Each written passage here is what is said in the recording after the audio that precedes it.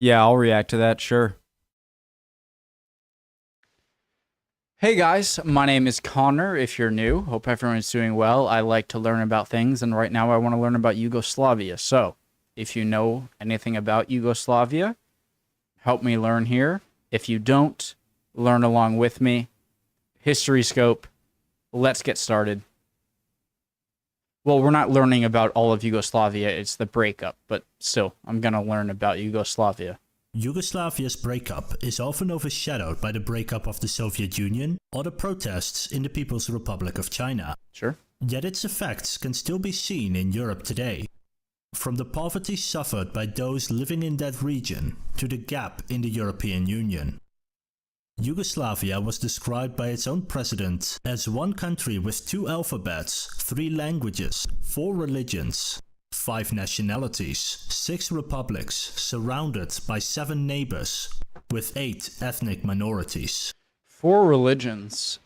So he's calling 3 Orthodox Christianity languages, 4 religions, and Catholic Christianity as 2 separate things. So is Orthodox Christianity as different from Catholicism as Protestantism is from Catholicism? I don't want to get stuck on that because I'm sure it's not too important. Religions, 5 nationalities, 6 republics, surrounded by 7 neighbors, with 8 ethnic minorities. And in this video, we will talk about how and why Yugoslavia had been divided. But before we can talk about how it fell apart, we need to talk about how the country was created. Awesome. Yugoslavia started out as an idea. For centuries, this region of the world had been ruled by... I need to lock in.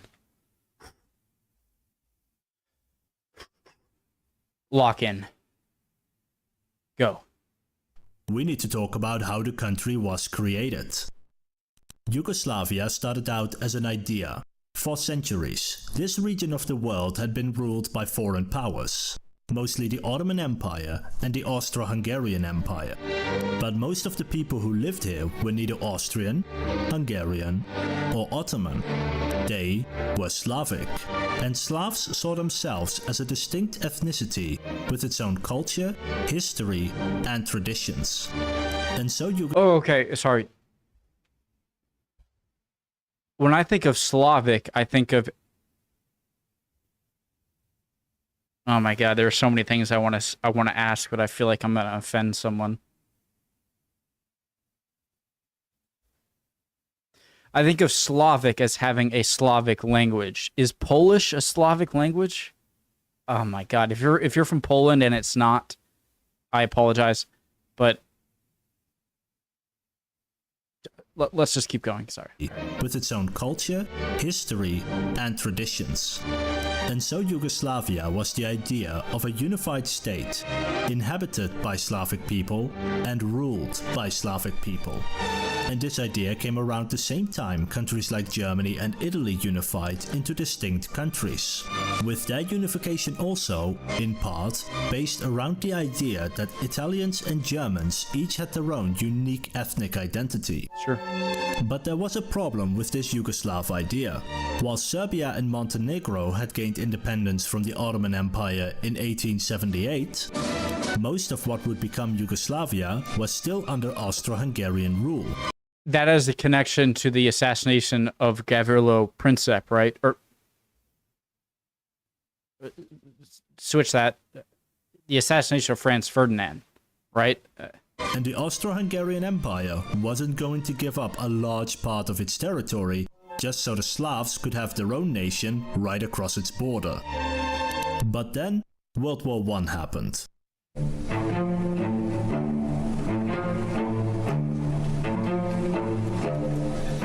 And in World War I, Serbia and Montenegro were occupied by the Austro-Hungarian Empire and their governments fled to allied countries.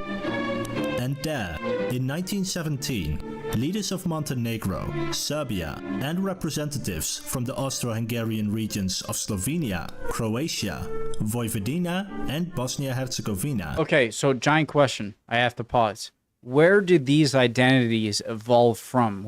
Are they going all the way back to Roman times, pre-Roman times, post-Roman, but pre-what?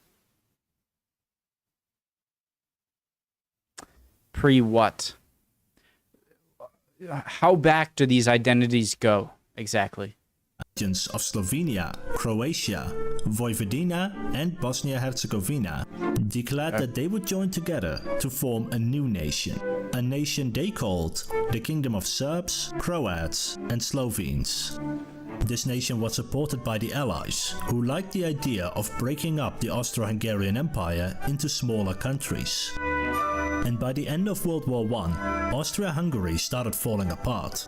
There were revolutions in Vienna and Budapest, the capitals of the Austrian and Hungarian parts of the Austro-Hungarian Empire. Czechia and Slovakia declared their own independence shortly after, and in the midst of this breakup, the southern territories of the empire declared its own independence. Serbia and Montenegro were liberated, and the three regions joined together to officially form the Kingdom of Slovenes, Croats, and Serbs. Okay. Over time, a few more territories were added to the kingdom, Albania, such as 4 no? small Bulgarian territories and a monastery. So what about Albania? Why is Albania such a... What's the word? The phrase? Anomaly.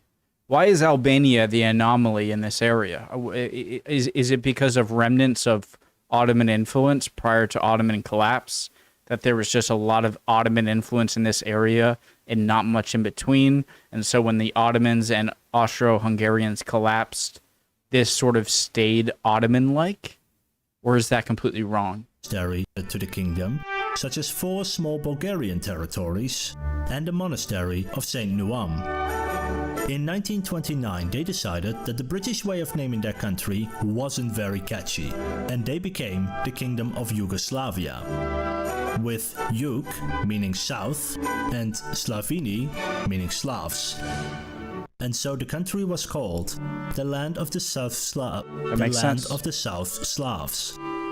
Sure, I'm following. And they were right to call it Yugoslavia, because South Slavs is too much of a tongue twister. But this kingdom didn't last very long, because in 1941, Hungary, Germany, and Italy came to visit for a world war. Yeah, but I hear Yugoslavia, and it makes it even more impressive knowing how diverse it was, held out pretty well, considering the powers crashing down on them. And while Yugoslavia's army surrendered, its people did not. Instead, Yugoslavia organized the largest resistance of all the occupied nations in Europe. So much By respect. 1945, the people of Yugoslavia managed to completely kick out the Axis forces from their soil, with only minor support from the Allied countries at the very end of the war. Because Yugoslavia was a strong independent country who needed no foreign liberation. So how are you so strong, or I'm saying Yugoslavia doesn't exist anymore. How is Yugoslavia so strong in being able to stay relatively independent and then rise through resistance movements despite being that's a dumb question. No, it's not. Despite being... Forget what I said. I don't know what I'm saying anymore, and just let it go. Maybe I'll remember. The faction which liberated the country was communist. So after taking control over the government, they turned Yugoslavia into a socialist nation and called itself the Socialist Federal Republic of Yugoslavia. They also gave their old flag a 1-star review and made that their new flag. The new nation was founded on 3 basic concepts. Firstly, it recognized various ethnicities within the country as equals through the idea that they all helped to liberate the country from foreign occupation. The second was that the nation's economy would be managed through socialism. And thirdly, that the country was governed as a federation of 6 equal republics with a large degree of autonomy. That's 8. These republics were Slovenia, Bosnia-Herzegovina, Serbia, Montenegro, Macedonia, and Croatia. Oh, that's the outline of Kosovo, which I know is like Kosovo is something I don't want to touch because I don't know enough about it. So I'll leave it there. These republics were Slovenia, Bosnia-Herzegovina, Serbia, Montenegro, Macedonia, and Croatia.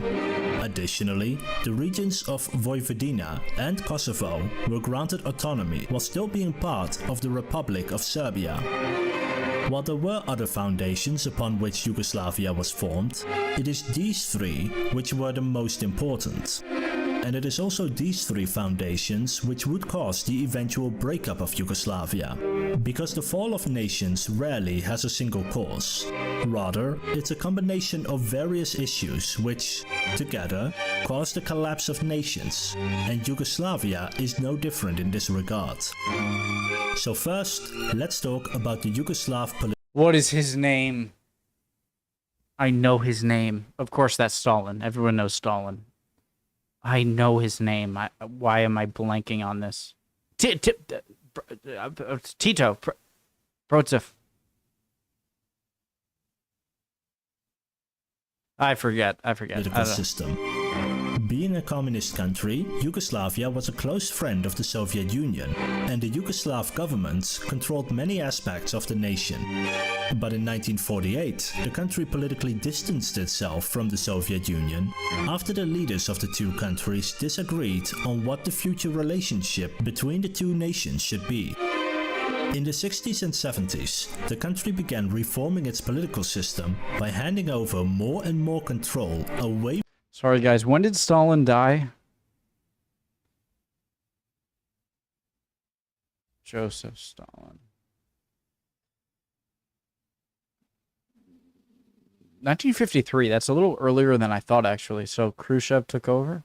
From between the two nations should be. In the 60s and 70s, the country began reforming its political system by handing over more and more control away from the central government and towards the individual republics. These changes included, among other things, giving the republics and autonomous regions more control over their own economies, giving them. See, this is something that is a very unfortunate reality that I'm learning.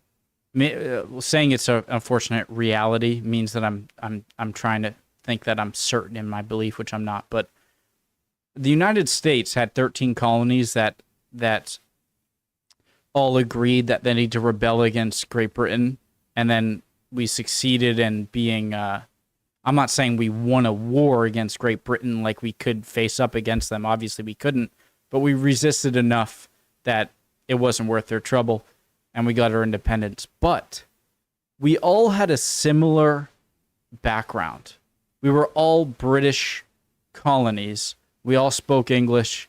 We all had a common kind of birth, you know?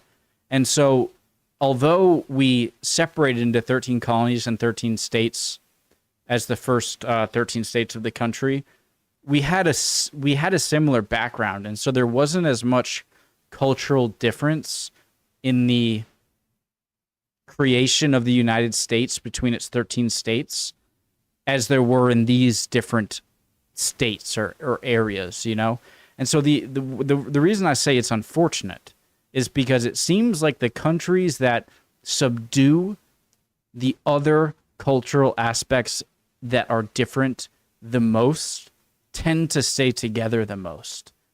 And so it's like a...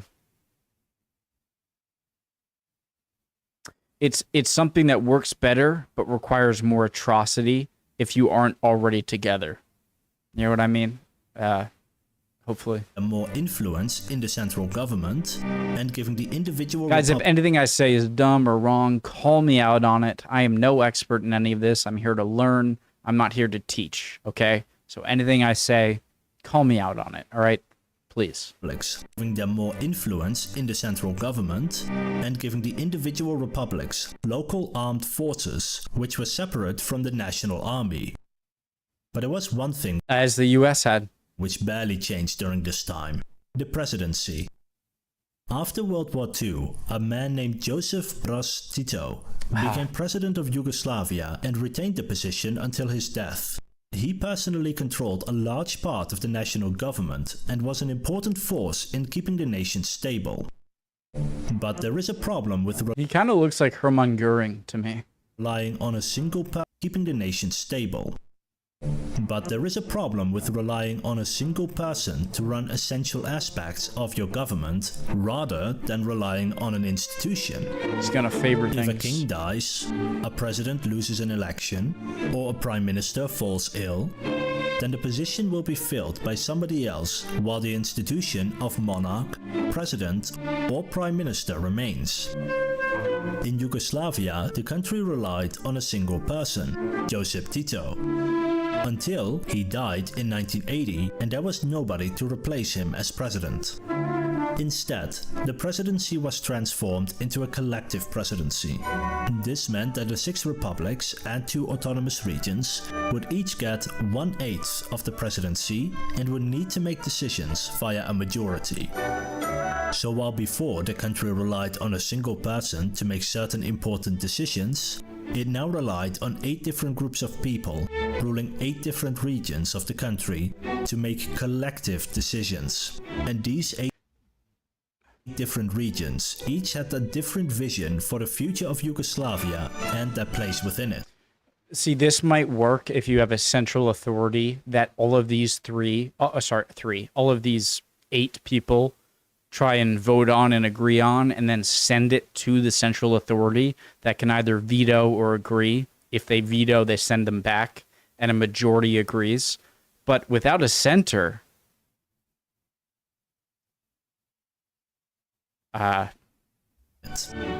Serbia wanted a stronger federal government, in which they would likely have gotten a disproportionate amount of control. Kosovo wanted more autonomy for itself, such as becoming a 7th republic in Yugoslavia. Slovenia was the most liberal republic and wanted a more liberal Yugoslavia. Slovenia and Croatia were the richest regions of the country and wanted more control over their own economic policies instead of sending money to poorer regions. Bosnia-Herzegovina wanted to become its own independent nation. With all these different political forces, each with different and often opposing political goals, the country became less and less manageable in the 1980s. The second major factor leading to the breakup of Yugoslavia was its economy. While in countries such as China and the Soviet Union, the leadership took decisions based on communist ideals, in Yugoslavia, the government tried a lot harder to implement policies which it believed would be an effective means at providing wealth to its own citizens, often disregarding socialist philosophy if it proved ineffective at achieving that goal. So while China lost millions due to avoidable famines, and the USSR through industrialization, Yugoslavia never saw such types of destructive policies in its country, and its economy performed quite well. At first, Yugoslavia was similar to other communist nations. I'm so... why did they have to use this song? The song is so beautiful to my ears, and it's taking my mind off things. I'm still following it. Destructive policies in its country, and its economy performed quite well. At first, Yugoslavia was similar to other communist nations, where the government controlled large parts of the economy directly, with a central authority dictating how supply chains are managed, how resources are distributed, and how businesses are run. But the Yugoslav leadership soon realized it would be more efficient to let people manage their own workspaces, as they had greater knowledge and expertise in their fields than distant bureaucrats do. And so Yugoslavia reformed its economy over the coming decades, becoming the... You could say the same thing for the Soviets and the Chinese at the time, but they had the iron grip on their government and society that Yugoslavia didn't. And so Yugoslavia seems to be trying to get the best of both worlds, which might end up in you getting neither. You know, and expertise in their fields. Again, tell me if I'm wrong. Do. And And so Yugoslavia reformed its economy over the coming decades, becoming the most reformed socialist economy in the world at the time. This reformed economy would eventually consist of four main aspects. Market mechanisms, whereby prices are determined by supply and demand. Decentralized decision making, where businesses would be able to make their own decisions. Social ownership, where employees of a business automatically owned a share of the business they worked at. And workers' self-management, where those employees who owned a share in a business were the ones making the decisions of that business, rather than shareholders who bought a part of a company without ever having to have worked at said company. While these are generally quite good economic policies, a healthy supply and demand generally make sure that there are enough products being made and that there is an incentive to find ways to make those products cheaper and better, and businesses owned by employees are generally more profitable than businesses owned by shareholders or the government. But it's the implementation of this system where things went wrong. You see, employees didn't get to directly vote on decisions in the business they worked at. Instead, they were run by so-called management boards. And if you wanted to get on this management board, then you needed the votes of your colleagues. So, how do you get these votes? Well, for many it was to promise higher salaries. And so in the 1980s, the salaries of employees went up. And this might seem like a great idea at first. After all, more money for average people instead of some rich CEO. But a business has a limited amount of resources which it needs to manage. And eventually, the salaries became so high that businesses were running out of money.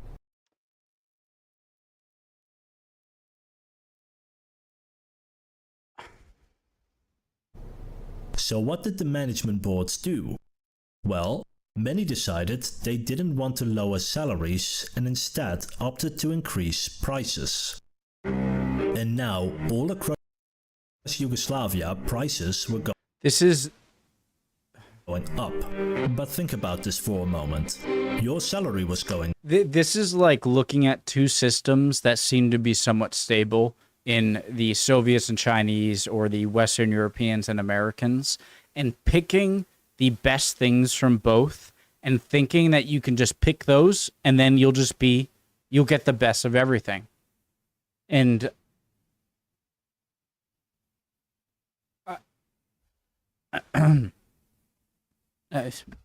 up, but so were the prices of products, making your wage increase completely useless.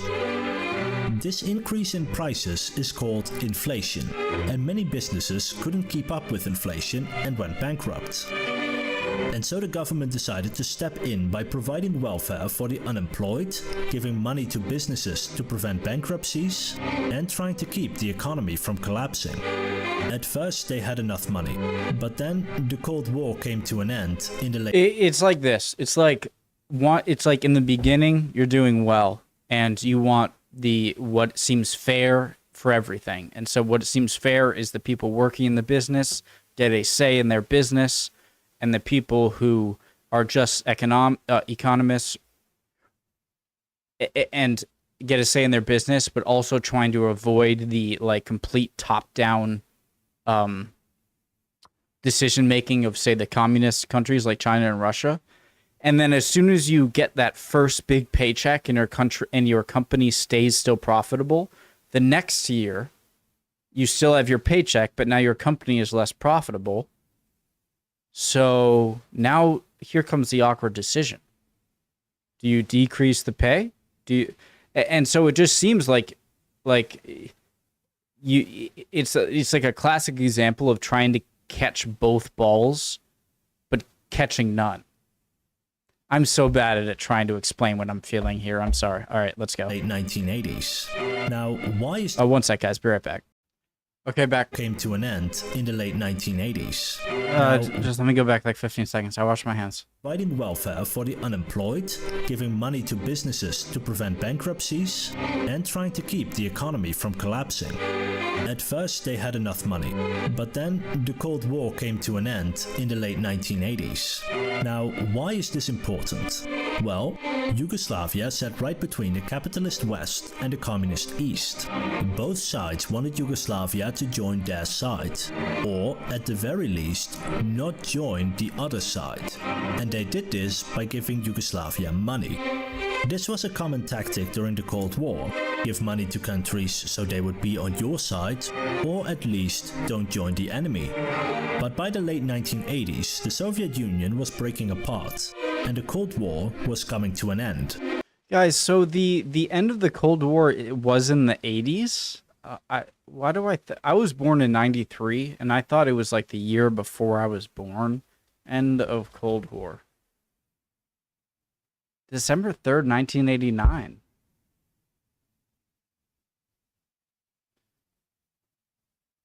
Breakup of Soviet Union. December 25th, 1991. So my older brother was alive during the Soviet Union and I wasn't. But how was the Cold War end different than the Soviet Union end? Okay, all right. As a result, the Soviet Union sent less money to other countries such as Yugoslavia. But if the USSR wasn't sending that much money anymore, there was no reason for Western countries to do the same anymore. And so all of a sudden, Yugoslavia was receiving a lot less Well, yes, there was, to continue them going to the Western side. Money from other countries. So by now the prices were going up, businesses were being mismanaged, and the government didn't have enough. So Germany became powerful again and Japan became powerful again because the USA was so afraid of communist influence that it just shoved money into them. Is that what I'm getting here? Money anymore. Businesses were being mismanaged, and the government didn't have enough money anymore to keep everything under control. And so they decided they would simply borrow money to make up for this. The problem with loans is that people will only give you a loan if they believe you will pay those loans back with interest. And as Yugoslavia's economy got worse, that belief was... Well, isn't the allegiance to you kind of the interest? Okay, sorry. I guess stop pausing. And as Yugoslavia's economy got worse, that belief was evaporating. Soon people were no longer willing to give Yugoslavia more money. And so, how could Yugoslavia get enough money to stabilize their economy when investors were no longer willing to give them any loans? Breakup. Well, they went to an organization called the International Monetary Fund, or IMF for short. I know nothing. This is an organization owned by various world governments which, among other things, sell loans to countries. Switzerland? But they were only willing to give a loan to Yugoslavia if the country would reform its economy and government finances in such a way that it could repay this loan.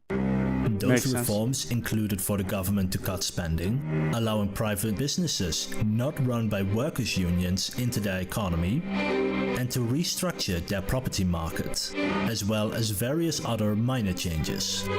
So it's the same thing as a regular loan, right? Like, guys, let me know if I'm wrong here, but it's like if I try and go apply for a loan and I have a stable accounting job that pays me $100,000 a year, then hey, okay, I'll pay you it because there's some upside for me. But if you don't have a career that I think pays enough or is stable enough, voice crack, then why take the risk? So same concept? While this is great for a country's ability to repay debt, it also creates large issues for the country as a whole. The Yugoslav government provided a lot of money to people and businesses to avoid poverty and mass bankruptcies. But if the government has to spend less money, they can no longer provide as much support. And changing your economic system is also likely to cause severe economic issues. And this is where the politics were making things difficult. Oh my God.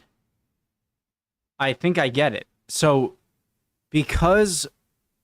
holy crap, because the need to get these loans after the collapse of the Soviet Union was based on a lot of changes from a country that need to make those changes that already had a lot of differences, then those changes to get those loans would cause a lot of instability within that country that would cause it to collapse.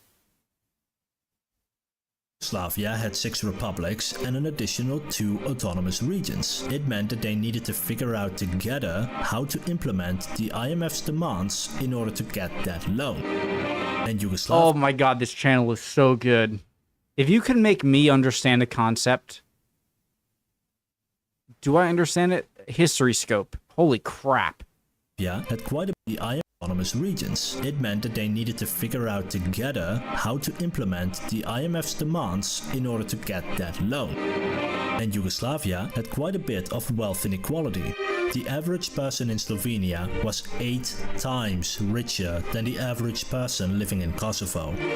So while Slovenia was on par with countries such as Israel and Ireland, Kosovo was on par with third world countries such as Sudan or Papua New Guinea. This economic inequality caused quite a bit of strife. Richer regions... And this is where ethnic differences come into play. This is the sad reality that I come to learn is that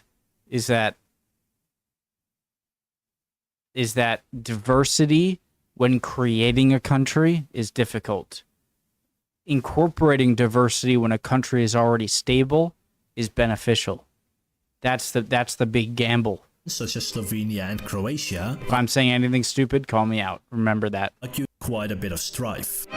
Richer regions such as Slovenia and Croatia argued that they had spent the last few decades building up a healthy economy, while poorer southern regions such as Kosovo, Bosnia-Herzegovina and Montenegro spent their money on inefficient businesses and prestige projects. And by the way, a lot of people think when I say diversity, they think race. I'm not talking about race. All right? Talking about just diversity and culture and mindset, which clearly Yugoslavia had a lot of. They spent their money on inefficient businesses and prestige projects, and that therefore those southern regions should take the brunt of the reforms as they had the weakest economies with the most inefficient governments. While on the other hand, those southern regions argued that Yugoslavia should have a unified approach to the issue, with all republics taking equal responsibility, no matter how rich or poor that region may be.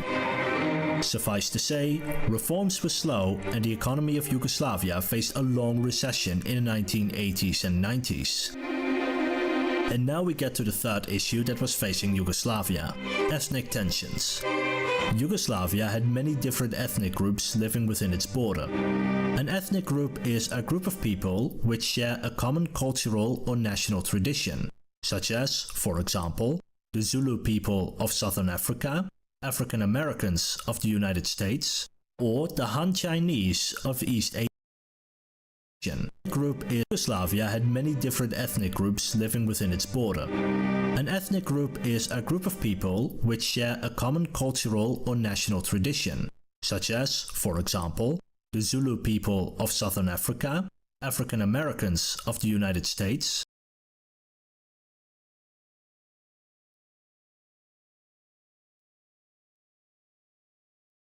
or the Han Chinese of East Asia. Yugoslavia had several officially recognized ethnic groups. They were the Serbs, Slovenes, Croats, Macedonians, Montenegrins, and later recognized Bosnian Muslims as well. And being recognized as an official ethnicity came with certain rights. You were allowed to openly express your religion. So this is like, guys, I have to bring it back to the 13 colonies of the United States. Just for me to understand, the United States was created, we were a colony of Great Britain, okay? And then we fought against them. We gained our independence from Great Britain, okay? 13 colonies were the first 13 states. The United States now has 50 states. There were 13 at the beginning. And so it's like if the 13 states was like, 2 of them were German, 1 of them was Dutch, 3 of them were English, 2 of them were Irish, 4 of them were Italian, 1 of them was Spanish, and then it's like, what the hell do you do? You would receive free education rights. You were allowed to openly express your religion. You would receive free education in the dominant language of your ethnicity, and they were given their own ethnic republic. When the borders of the Yugoslav republics and autonomous regions were drawn after World War II, they closely corresponded to where the different ethnicities lived. Oh my God. But this system failed.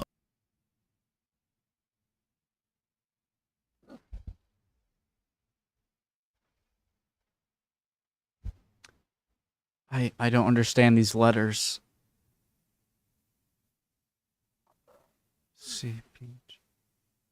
I feel so stupid right now. That's a lot of blue.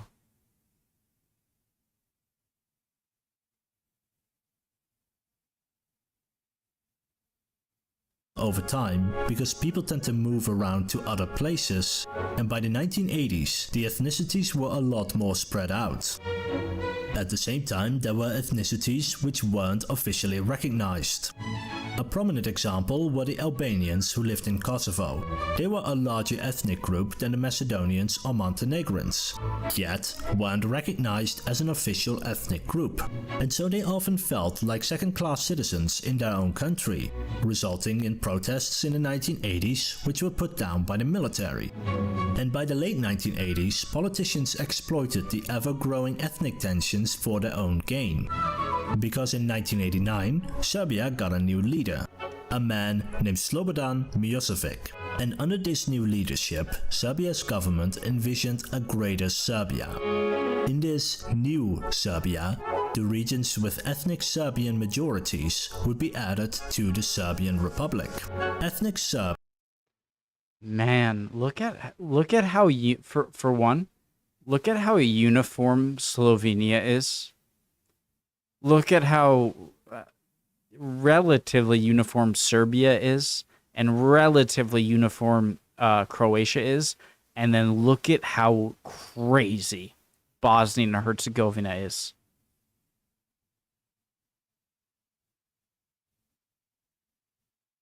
So Montenegro, Black Mountain, are mainly Serbians' roots. And then here's Albania. North Macedonia and Greece have some weird stuff. Guys, when I say things are I promise you, I'm trying to learn. So if I say anything here that is controversial in your country, I don't mean it. I don't know enough to. I don't know enough about this place to even be offensive. Do you know what I mean? So please let me know. Accounted for about 1/3 of all people living in Yugoslavia, meaning that there were many regions outside of Serbia which had an ethnic Serbian majority. The goal was for What is the green part? Yugoslavia to become a Serbian-controlled country. One of the ways it sought to control Yugoslavia was through the presidency. There were 8 seats, one for each of the republics and autonomous regions, but both these autonomous regions were within Serbia, so the first thing it did was to control these 2 regions and thus control their seats of the presidency. Then it installed a pro-Serbian government in Montenegro, thus controlling 4 out of the 8 seats of the Yugoslav presidency. Therefore, any policy that wasn't explicitly in Serbia's interest wouldn't have the majority vote, and therefore no major policies could be passed without the approval of the Serbian Republic. I see. And so by now it's 1990 and Yugoslavia is facing a combination of 3 issues. The republics and autonomous regions couldn't agree on how to govern the country. Its economy was in a recession without clear solutions, and ethnic tensions were being exploited. This is such a freaking good video. And so Croatia and Slovenia decided that they did not want to be part of a government controlled by ethnic Serbians, didn't want to pay for the economic crises of other regions, and didn't want to be part of a country whose government couldn't agree on major policy issues. The Yugoslav constitution gave each republic the right to independence if a majority of that republic voted in favor.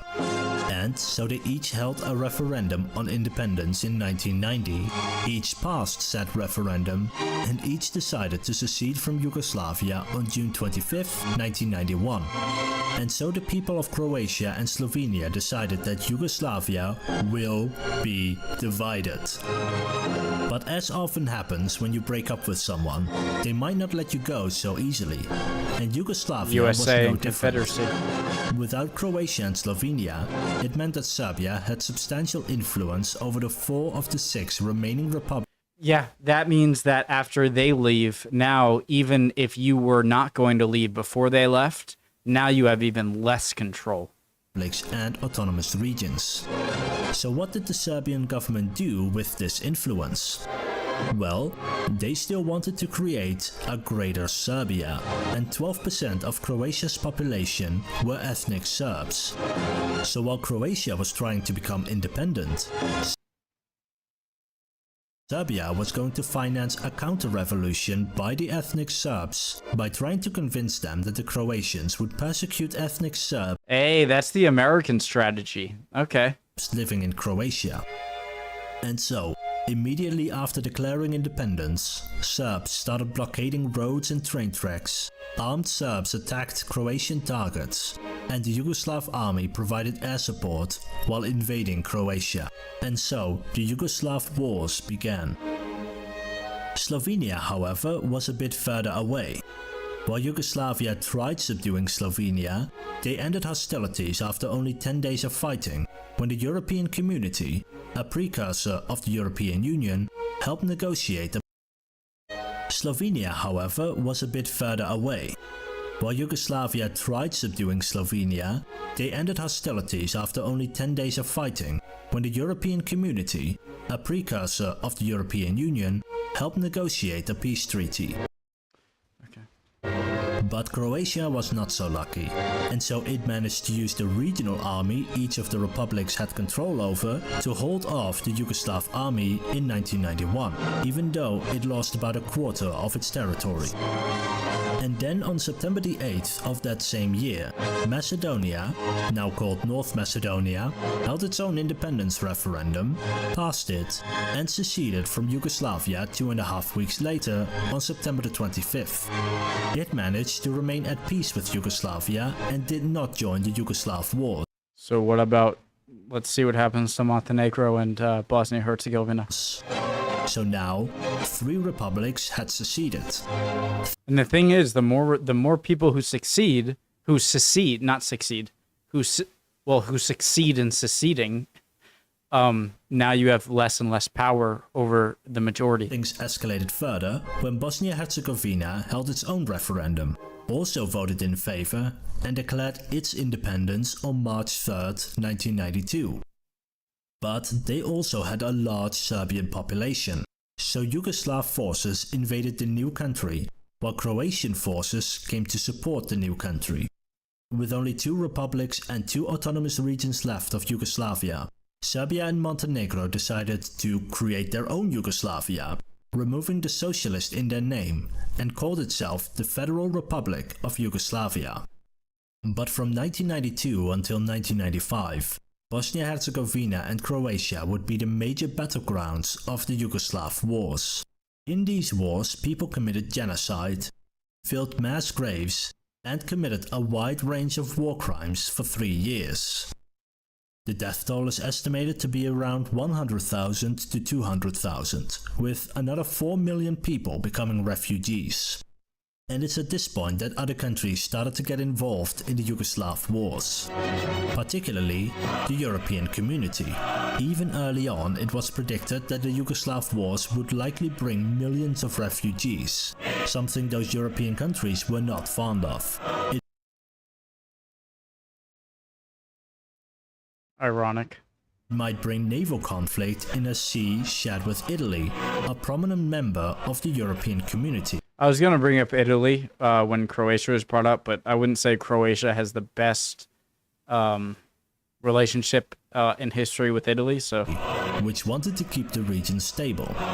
and it might destabilize more of Europe in a time when Eastern and Central Europe was going through a major social, political and economic change. Sure. So the European community at first tried peace negotiations. While this worked with Slovenia, it failed with Croatia and Bosnia-Herzegovina. And so by 1993, they asked NATO for help. NATO was a military alliance between primarily North American countries and Western European countries at the time. Many countries who were a member of the European community were also a member of NATO. With a resolution from the United Nations, they set up safe havens where civilians would be protected from the war, while also establishing a no-fly zone to prevent the Yugoslav Air Force from bombing Bosnian and Croatian targets. So what happens if you go into a no-fly zone? They shoot you down?